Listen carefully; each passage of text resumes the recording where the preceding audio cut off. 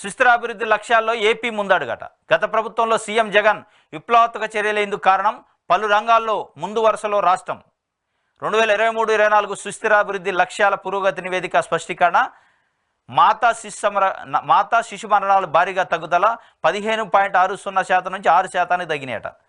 తల్లి పిల్లల మరణాల సంఖ్య 15% నుంచి 15.5% ఉన్నది 6% పడిపోయినాయట. తగ్గించిండు జగన్మోహన్ రెడ్డి ప్రభుత్వం గడిచిన 5.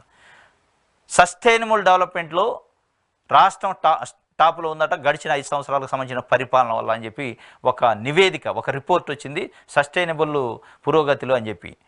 అదేవిధంగా విద్యలో పెరిగిన నాణ్యత, ఎలిమెంటరీ ఉన్నత విద్యలో పెరిగిన ఎన్రోల్మెంట్, విద్యలో కూడా నాణ్యత పెరిగింది, ఎన్రోల్మెంట్ శాతం కూడా పెరిగిందట. ఎన్రోల్మెంట్ శాతం కూడా గడిచిన 5 సంవత్సరాలు పెరిగింది. ఆసుపత్రుల్లోని కాన్పులు 99.98%, అంటే 100% కూడా ఆసుపత్రుల్లో కాన్పులు జరిగే పరిస్థితి వచ్చింది.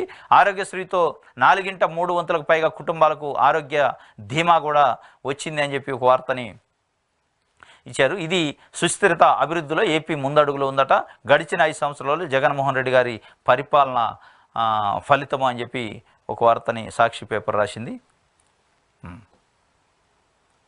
ఇది నెక్స్ట్ దీనికి సంబంధించి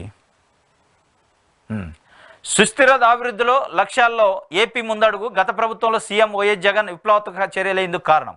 9 నుంచి 11 నెలల పిల్లలకు 100% రోగనిరోధక శక్తి టీకాలు. నీతి ఆయోగ్ నివేదిక ఇంకా ఏం చెప్పిందంటే, నీతి ఆయోగ్ ఒక రిపోర్ట్ ఇచ్చిందట. ఆ రిపోర్ట్లో కొన్ని అంశాలు చెప్పింది. ఆసుపత్రుల్లోని 99% కాన్పులు, ఎలిమెంటరీ ఎన్రోల్మెంటు పెరిగింది, ఎలిమెంటరీ ఎడ్యుకేషన్లో ఎన్రోల్మెంట్ పెరగటం, ఇంకా సెకండరీ ఎడ్యుకేషన్, ఉన్నత సెకండరీ ఎడ్యుకేషన్లో కూడా ఎన్రోల్మెంటు 56% పెరిగిందట. స్కూల్స్లో 91% నుంచి 98% పెరిగిన తాగునీరు, విద్యుత్ సౌకర్యాలు.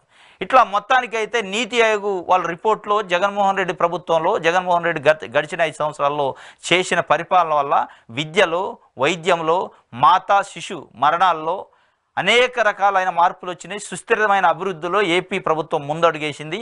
ఏపీ ప్రభుత్వం యొక్క అప్పుడున్న పరిపాలన వల్ల, అక్కడ ఉన్న ప్రభుత్వం వల్ల అనేక కీలకమైన అంశాల్లో, సమాజంలో ఏదైతే మార్పు రావాలో ఆ అంశాలలో చాలా ముందడుగు పడింది.